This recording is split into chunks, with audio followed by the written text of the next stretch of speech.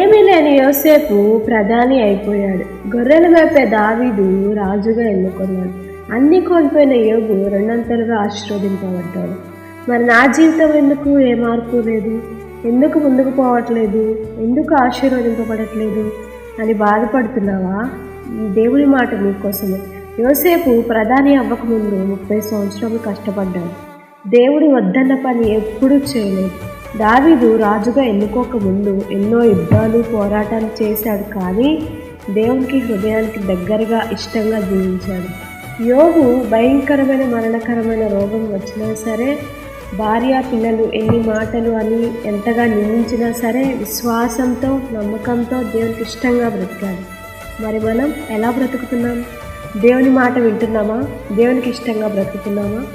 ప్రసంగి 3వ అధ్యాయం 1వ వచనం, ప్రతిదానికి సమయం కలదు, ఆకాశం క్రింద ప్రతి ప్రయత్నమునకు సమయం కలదు. సో నీకు ఏ సమయంలో ఏమి ఇవ్వాలో దేవునికి బాగా తెలుసు. తగిన సమయమందు నీవు కోరిన ప్రతిదీ దేవుడిని జీవితంలో జరిగించును గాక. ఆమేన్. ఆమేన్.